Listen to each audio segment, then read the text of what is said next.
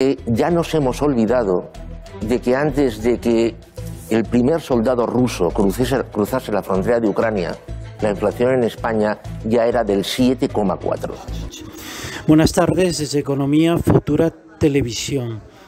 A continuación vamos a ver y analizar las palabras, los diferentes medios de comunicación que está teniendo Santiago Niño Becerra, el economista, catedrático de la Universidad de Barcelona. Estos días está saliendo en varios medios de comunicación. Es cierto que a veces por derechos de autor no podemos sacar vídeos en directo o incluso en diferido algunas partes. Intentaremos analizar, aparte de poner varias informaciones o la entrevista por partes durante el vídeo, pero sí hablar un poco a través de nuestra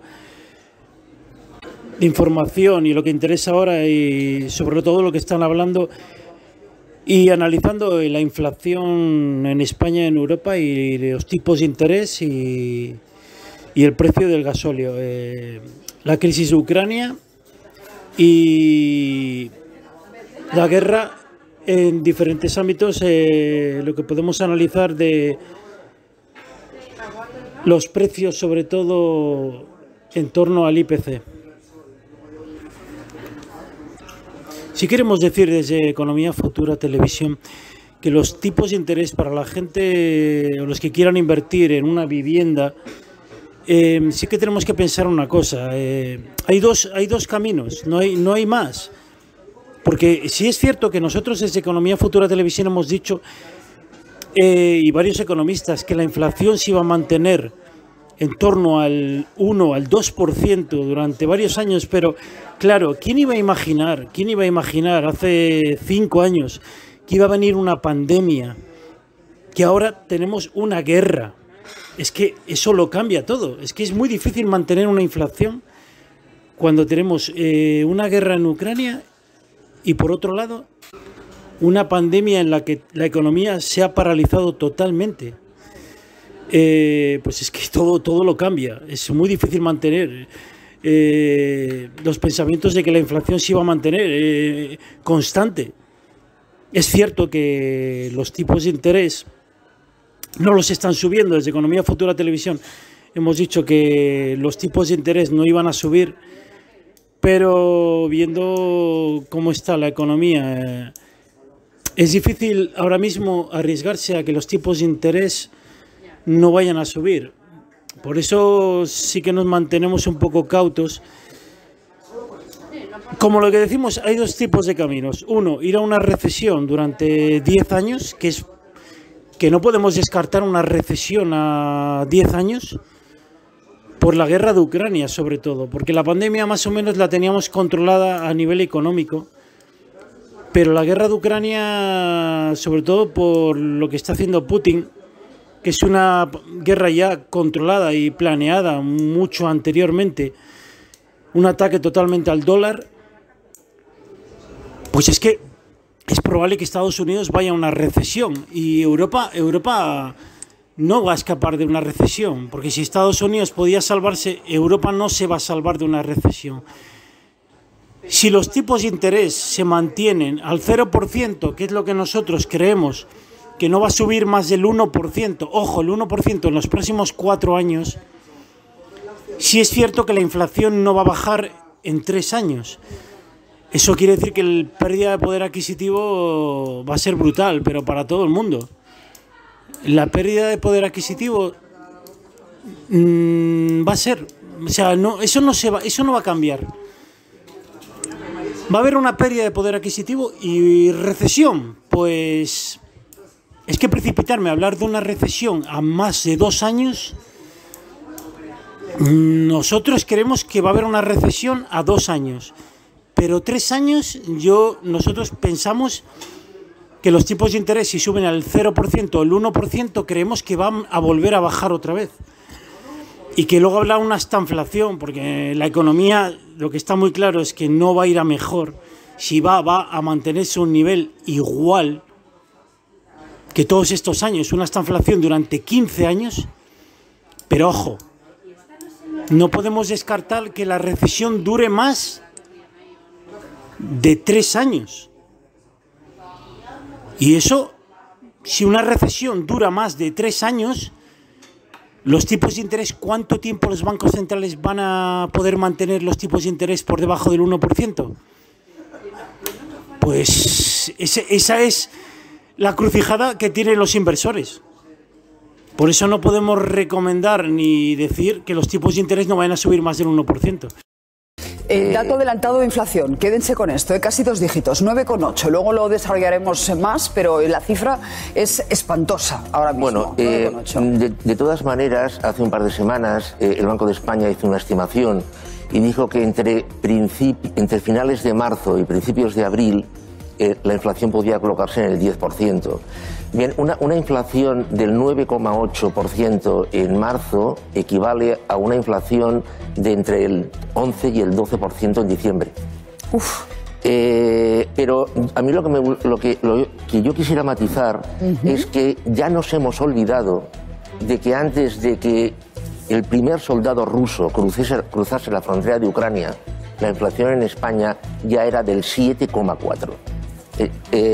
Y nos hemos olvidado también de que España cerró el año pasado con una inflación del 6,5%. Es decir, yo, bajo mi punto de vista, aquí la política no pinta nada. Esta es una cuestión de una inflación estructural, falta de productividad, problemas de suministros generados por la pandemia, que esa situación aún no se ha resuelto, etcétera, etcétera. Yo personalmente pienso que la política aquí no tiene nada que decir. ¿Cómo estamos en relación a otros países europeos? ¿Estamos muchísimo peor? Estamos peor, sí.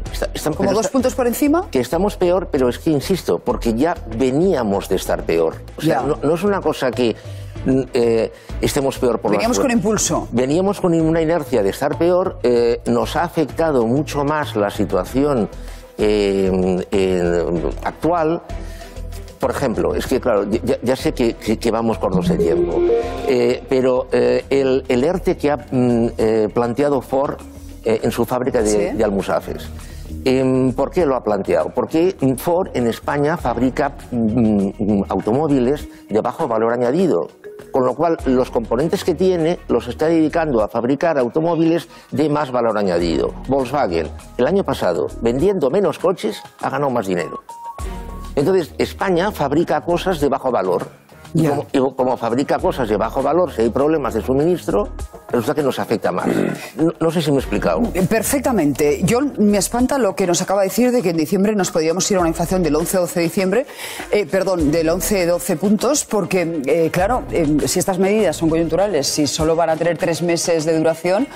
¿Se refiere al mes de diciembre? ¿Media anual? Bueno, pero es que lo de la media anual... No sirve para nada. Trampa. Eso a mí, lo de la media anual... No voy a opinar sobre lo que dice el profesor Niño Becerra, pero yo lo único que puedo hacer es aprender. Pero por eso me parece la cifra esa aterradora. No sé si se puede medir como media anual o que en diciembre estaremos en eso. En todo caso es una cifra que duele. Lo de la media anual, yo personalmente pienso que es una trampa de cara a la opinión pública.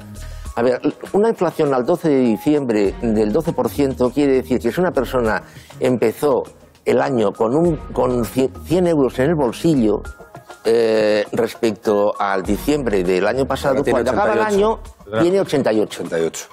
Claro. ¿Y qué más te da la media anual, no? Bueno, entonces, en ese momento tienes 88 euros en el bolsillo. Quédate con sea del 7,5. Este dato. Pues vale. Claro.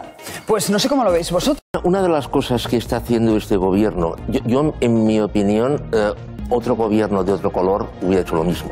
Pero una de las cosas que está haciendo este gobierno es decir que la guerra de Ucrania tiene la culpa de todo. Bien, nos acabamos de enterar que la inflación se ha colocado en el 9,8% a 31 de marzo.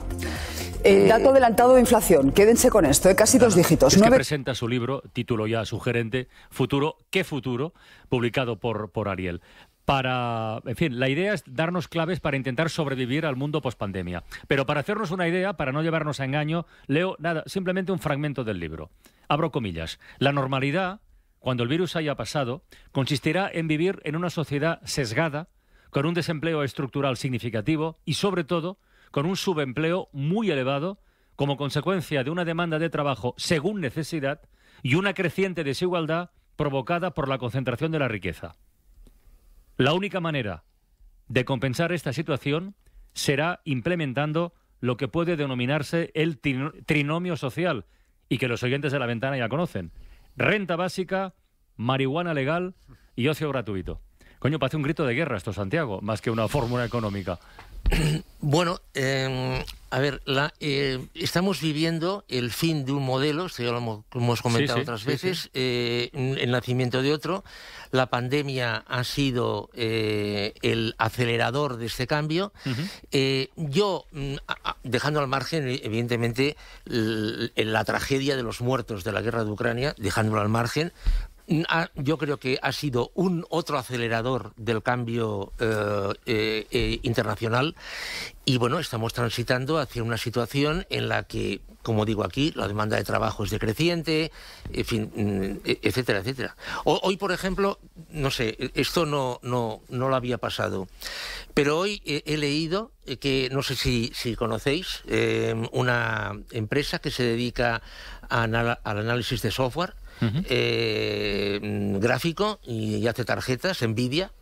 Nvidia ha sacado un artilugio, un software, con el cual tú haces o sea, entra aquí un señor o una señora, hace 4 fotos o 5, y a través de un algoritmo basado en inteligencia artificial reconstruye toda la sala en 3 dimensiones.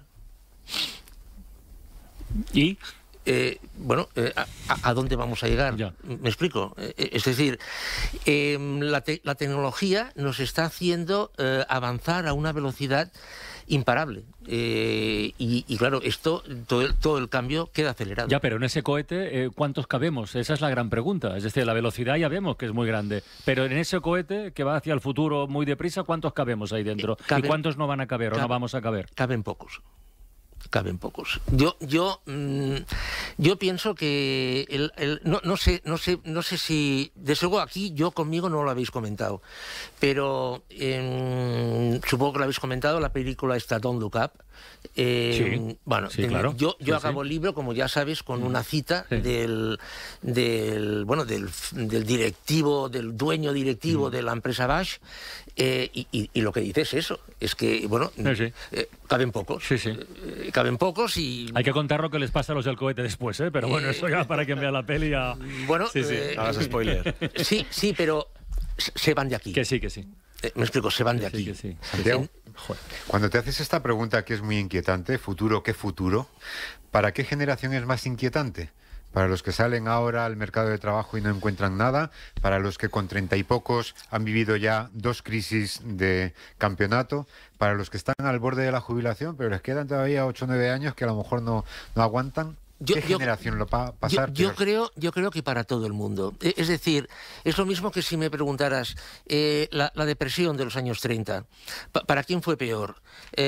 Para los abuelos que estaban viviendo tal, para los padres, para los jóvenes, es decir, es que es un cambio que afecta a todo el mundo. Y que se caracteriza, insisto, esto es lo más significativo, en que la demanda de trabajo es decreciente. Es decir, pensemos que para el 99,99% de la población su renta la obtiene del trabajo. Entonces, claro, si la cantidad de horas de trabajo necesarias se reducen, evidentemente las rentas salariales bajan. Mira, Isaías, eso que le preguntas a Santiago de cuántas generaciones o a qué generaciones se dirige, mira, ya en el primer capítulo del libro, de Futuro, ¿qué futuro?, aparece una carta que se publicó en el diario El País en febrero del año pasado, en febrero del 2021, que decía: los jóvenes nacidos después de los 90, entre la crisis de 2008 y la pandemia, tenemos trabajos precarios, si los tenemos, convivimos con desahucios de vecinos y nuestra realidad no tiene nada que ver con la promesa del estado de bienestar de que si te esfuerzas llegas a donde quieres. La falacia de la meritocracia. No tenemos futuro y tienen la desfachatez de pedirnos que seamos pacíficos y no tenemos contenedores. Bueno, esta carta la firmaba Nuria Martí, que es una historiadora de 25 años, que trabaja de camarera siendo historiadora, y que es la portavoz nacional de Arran, que es la organización juvenil de la CUP, de la izquierda independentista catalana.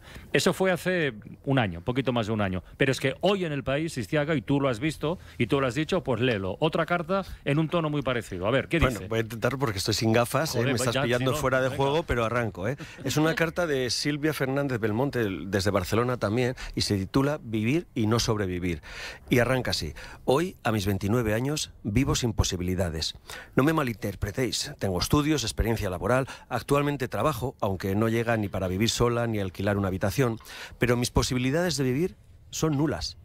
Estoy condenada a ver cómo la vida pasa inexorablemente segundo a segundo, día a día, sin conseguir nada más que añadir un tachón al calendario. Mis ojos son un recuerdo lejano que antes no cesaban de brillar con fuerza y esperanza. Ahora están hinchados de llorar y ver cómo no son los únicos en perder la vida que tanto le habían prometido cuando eran niños. Todos nosotros, los jóvenes adultos, me gusta esto, sí. los jóvenes adultos, estamos viendo cómo la vida se nos escapa y a nadie parece importarle que estemos obligados a trabajar 13 horas al día por un salario que no sube de los 15.000 euros anuales, por más que lo pidamos, que no tengamos posibilidades de emancipación, de ser madres y padres, en fin, de vivir. Es una enfermedad que acongoja a la sociedad y todo el mundo hace oídos sordos y aparta la mirada. Supongo que así es más fácil. Santiago, ¿esto es irreversible? Quiero decir, ¿esto es inevitable? ¿O podría cambiarse de alguna manera, no sé, a través de los principios de las empresas, de los objetos? No sé. ¿Esto es una tendencia que no se puede frenar? Claro, a ver... Yo sé lo que tú quieres que yo conteste. Yo esta carta no la había leído. O sea, no la había leído, pero evidentemente... Es muy parecida, claro. Sí. Es hermana gemela. Sí. Es con un año de diferencia. Una es más joven, una persona es más joven que la otra. Pero, a ver... La realidad, insisto, es que no hay trabajo para todo el mundo. Es decir, nos estuvieron diciendo durante siglos que era a través del trabajo cómo se generaba el Producto Interior Bruto, cómo se recaudaban impuestos, cómo se cotizaba la Seguridad Social cuando se instaló la Seguridad Social para obtener las pensiones, etcétera, etcétera. Entonces, esta fórmula se acaba. Es verdad que los políticos dicen otra cosa, pero dejando al margen esto, esta fórmula se acaba. Entonces, pensemos que, y luego no sé si quieres que hablemos de esto o no, España va a poner en marcha, el gobierno español anunció ayer que va a poner en marcha un sistema de ayudas que de entrada va a ascender a 16.000 millones, cuando España cerró el tercer trimestre del año 2010. Entonces, claro, estamos viviendo a crédito. Ya. Entonces, estas personas, la carta que yo recojo en mi libro y la carta que publica hoy es de hoy, ¿no? Sí, del País, La que publica hoy el País, o sea, es el grito de dos personas que dicen no podemos hacer, estamos imposibilitadas para hacer aquello que en pura lógica tenemos que hacer, que es generar PIB, generar Producto Interior Bruto y a cambio tener una renta. Claro, y luego la pregunta que esas personas que escriben las cartas te hacen es, ¿esto ha sido siempre así? No. Y pues no ha sido siempre así, pero mira, fíjate, hoy estamos en un nivel de inflación que nos lleva hasta 1985. Hagamos un pequeño ejercicio, un pequeñito viaje en el tiempo. Lucía Taboada, buenas tardes. Vayámonos al 85. A ver, ¿cómo era España? Buenas tardes. Pues este Money for Nothing, dinero para nada, presentada este año en los Dire Straits, estábamos en un contexto de reestructuración industrial en España, superando por primera vez los 3 millones de parados. Y pese a la amenaza de un sistema fiscal más estricto, de una vida más cara, había cierta euforia europea, porque el 12 de junio de ese año sonaba esto en la SER. La cadena SER está retransmitiendo en directo desde el Palacio Real de Madrid el solemne acto de la firma del Tratado de Adhesión de España a la Comunidad Económica Europea. Cuando esto ocurría, todavía no se había aprobado la ley del aborto, fue unas semanas después, el 5 de julio, y solo se despenalizó en 3 supuestos: violación, grave riesgo para la salud física o psíquica de la madre y malformaciones del feto. No no hay ninguna razón política para hacer una huelga general. Es un problema... Hubo huelga general también ese año, el 20 de junio, fue convocada por comisiones obreras contra la reforma de las pensiones. Sí, por aquel entonces ya se decía que el futuro de las pensiones no estaba garantizado. Y ahora voy a traducir en euros lo que costaba la vida en aquel 1985. La luz, unos 25 euros al mes. €1 más que lo que se pagaba de media por el gas natural. 24 euros al mes. La gasolina super costaba 93 pesetas el litro, unos 55 céntimos. Un corte de pelo costaba €1,50. Un Forescore, el coche del año, 3.000 euros. Y en el supermercado, por ejemplo, un yogur natural costaba en 1985 19 pesetas. 20 pesetas si era de sabores, unos 12 céntimos. La barra de pan costaba 18 pesetas, unos 10 céntimos. El pan Bimbo valía 105 pesetas, 60 céntimos. O el producto estrella de la pandemia, el papel higiénico, claro, costaba 184 pesetas, 12 rollos por €1 aproximadamente. Hagan cuentas. ¿Qué ha pasado en estos 37 años, Santiago? Bueno, han pasado muchas cosas, ya lo sí, sé, pero... A ver, estos precios, vamos a hacerlo peor aún. Sí, no. Eres incansable. No. Es que hay que verlo, es que hay que verlo en su contexto. Sí, o sea, estos precios están comparados en plan duro, es decir, lo que costaba entonces, lo que cuesta ahora. Aquí habría que tener en cuenta la inflación que ha habido a lo largo de estos años. Entonces, a ver, que no lo sé, 12 rollos de papel higiénico, ¿cuánto cuestan ahora? Es que no lo sé. Unos 4 euros. 4 euros. Es decir, se ha multiplicado por 4. ¿El salario medio en España se ha multiplicado por 4? No. Ahí está el tema. Ahí está el tema. Es decir que lo que ha sucedido es que los precios han hecho no sé qué, que podríamos saberlo haciéndolo bien, el cálculo y tal. Bueno, para empezar, el euro lo redondeó todo. Lo que antes costaba 100 pesetas, de repente muchas cosas empezaron a costar €1, que son 166. Sí. Y eso no hubiera tenido importancia, entre comillas, si la productividad española también hubiera crecido, y no creció. Yeah. Entonces, lo que ha sucedido en estos 37 años es que España ha ido perdiendo competitividad.